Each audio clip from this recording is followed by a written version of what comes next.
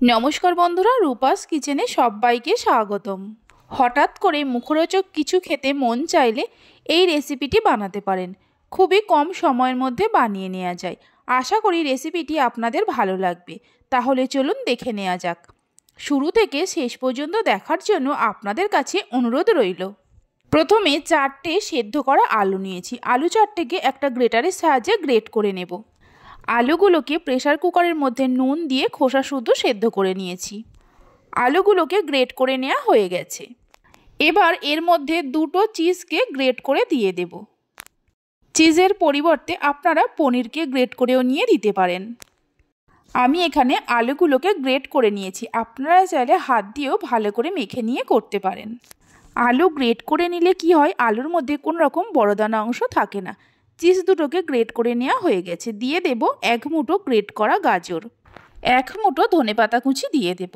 4টে কাঁচা লঙ্কাকে কুচিয়ে নিয়ে দিয়ে দেব। কাঁচা লঙ্কাটা চাইলে আপনারা অবশ্যই বাড়িয়ে কমিয়ে নিতে পারেন।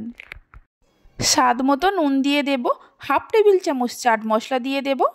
দিয়ে দেব হাফ টেবিল চামচ কাশ্মীরি লঙ্কার গুঁড়ো। আর দেব 1.5 টেবিল চামচ চিলি ফ্লেক্স। চিলি ফ্লেক্স যদি না থাকে গোটা শুকনো লঙ্কাকে ছোটো ছোটো করে কেটে নিয়েও দিতে পারেন। দিয়ে দেব সামান্য চিনি। চিনিটা চাইলে আপনারা নাও দিতে পারেন। হাফ টেবিল চামচ গোটা জিরে দেব। দিয়ে দেব 1 টেবিল চামচ সাদা তেল। হাফ কাপ দিয়ে দেব কর্নফ্লাওয়ার। কর্নফ্লাওয়ার যদি না থাকে অ্যারারুটও দিতে পারেন। দিয়ে দেব 2 টেবিল চামচ ময়দা।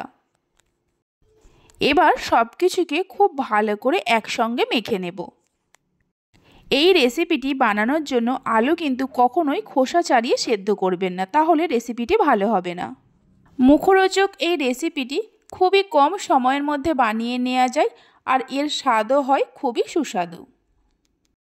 সব কিছুকে মেখে নেওয়া হয়ে গেছে। সব কিছুকে ভালো করে মেখে নেওয়ার পর 2 হাতে অল্প করে তেল লাগিয়ে নেব। 2 হাতে তেল লাগিয়ে নেওয়ার পর কিছুটা করে আলুর মিশ্রণ নিয়ে হাতের মধ্যে প্রথমে গোল করে নেব। তারপর এইভাবে একটা করে কাবাবের শেপে গড়ে নেব। আপনারা চাইলে নিজেদের পছন্দ মতো শেপেও গড়ে নিতে পারেন। দেখুন, ঠিক এই রকমভাবে প্রত্যেকটাকে কাবাবের শেপে গড়ে নেব। এই রেসিপিটি যদি আপনাদের ভালো লেগে থাকে অবশ্যই একটা লাইক করবেন আর আমাকে কমেন্ট করে জানাবেন। ভালো লাগলে চ্যানেলটি সাবস্ক্রাইব করে পাশে থাকা বেল আইকনটি প্রেস করবেন। এইভাবে সব কটাকে কাবাবের শেপে গড়ে নেওয়া হয়ে গেছে। এগুলোকে ভাজার জন্য একটা কড়াতে কিছুটা সাদা তেল গরম করতে বসিয়ে দিয়েছিলাম। তেল গরম হলে তেলের মধ্যে অল্প অল্প করে দিয়ে দেব। তেল গরম হয়ে যাওয়ার পর গ্যাসের ফ্লেমটা মিডিয়ামে করে দিতে হবে। তেলের মধ্যে দেওয়ার পর ওপর থেকে এইভাবে তেল দিয়ে দেব, তাহলে ওপর নিচে একই সঙ্গে সমানভাবে ভাজা হয়ে যাবে।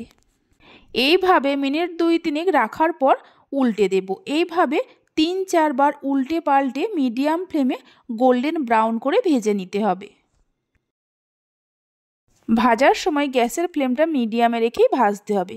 হাই ফ্লেমেও রেখে ভাজবেন না, আবার লো ফ্লেমে রেখেও ভাজতে যাবেন না। ভালো করে ভেজে নেওয়া হয়ে গেছে। এর থেকে আর বেশি লাল করব না। তেল ঝরিয়ে নিয়ে একটা টিস্যু পেপারের ওপরে রেখে দেব, তাহলে এক্সট্রা যে তেলটা আছে সোপ করে নেবে।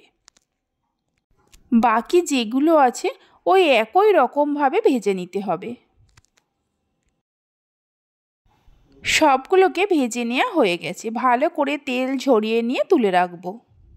এইভাবে রেসিপিটি বাড়িতে বানিয়ে দেখতে পারেন। আশা করি খুবই ভালো লাগবে। একটাকে আমি ভেঙে দেখাচ্ছি, দেখুন ভেতরটাও কত সুন্দর হয়েছে। ভিডিওটা আমি এখানেই শেষ করছি। আপনারা সবাই ভালো থাকবেন, সুস্থ থাকবেন। ধন্যবাদ।